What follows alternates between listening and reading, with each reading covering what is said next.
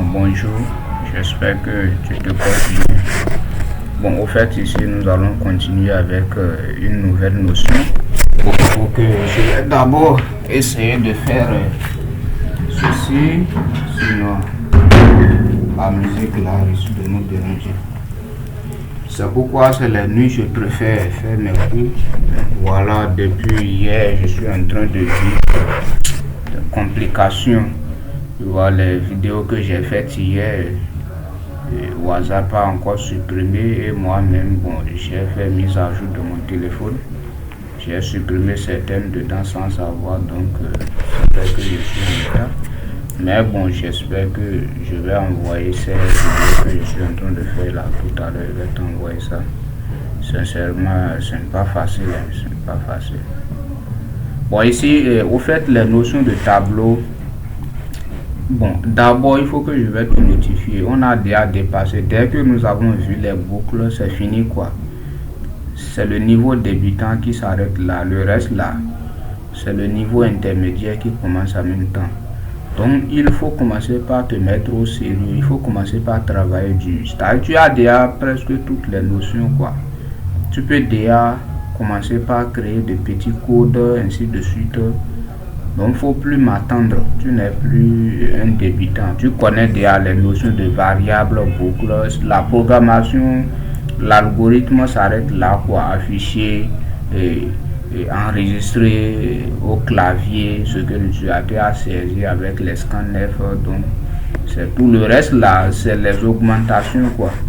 Donc, ce n'est plus de nouveaux trucs pour toi. Donc, ce qui va se passer ici, on va aborder la notion de tableau. Qu'est-ce que tableau en programmation en langage C? C'est aussi simple. En réalité, quand on parle de tableau, c'est pour pouvoir stocker plusieurs valeurs simultanément dans une certaine variable. Maintenant, puisque la variable n'est pas censée prendre une seule valeur comme d'habitude, c'est-à-dire par exemple, si je déclare une certaine valeur, je vais ouvrir ici ceci pour pouvoir travailler. Si je déclare par exemple une variable ici que je vais appeler int, je vais augmenter la taille. Une variable ici que je vais appeler int, tu sais que donc je dis ici par exemple int pp, je vais l'appeler pp par exemple, tu vois. Donc tu sais toi-même que en réalité la variable ne peut pas prendre plusieurs valeurs. Donc dès que tu mets une nouvelle valeur, l'autre valeur est écrasée. Et tu mets une nouvelle valeur, l'autre valeur est écrasée. C'est-à-dire elle ne peut pas stocker deux valeurs à la fois, ni trois valeurs à la fois quoi. Donc elle ne retient que la toute dernière valeur. Par exemple, si tu demandes à l'utilisateur d'entrer son âge et le programme revient pour la prochaine fois pour demander l'âge, si tu changes la valeur de la variable, si par exemple ici je dis pp égale à ceci par exemple 12, et pour la ligne suivante, après avoir écrit peut-être quelques codes, tu vois, donc une nouvelle valeur a été affectée à pp encore, et pp a pris quelle valeur, par exemple 11.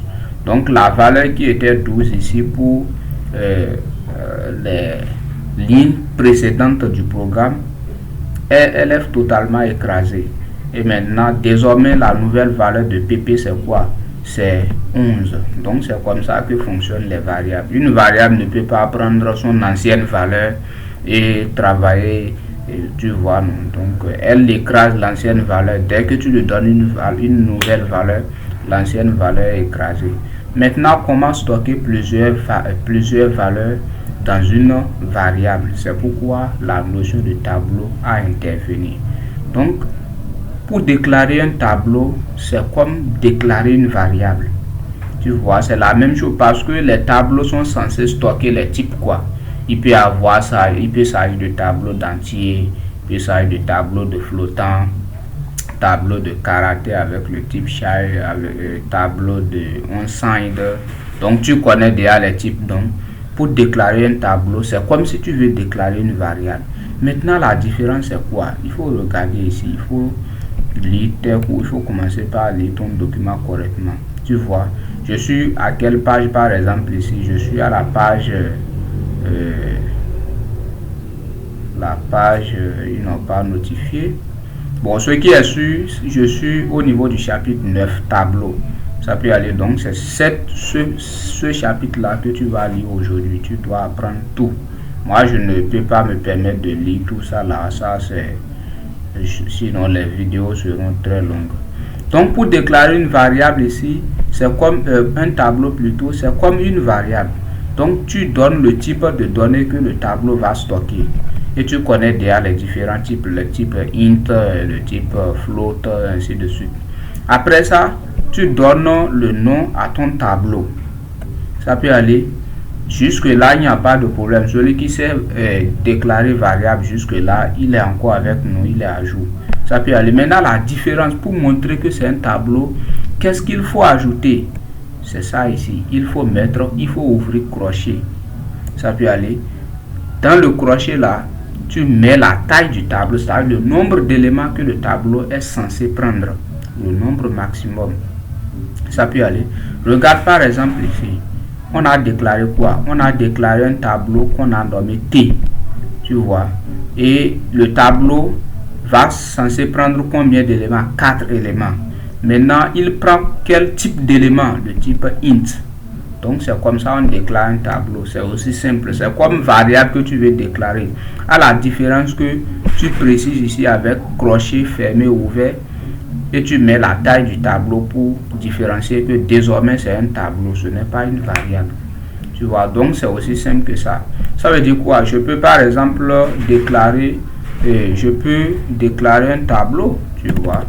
Je viens ici par exemple, moi je vais déclarer un tableau de flottant par exemple. Flottant, je vais l'appeler JJ, JJ, et il sera censé prendre 1000 valeurs, 10 000 valeurs.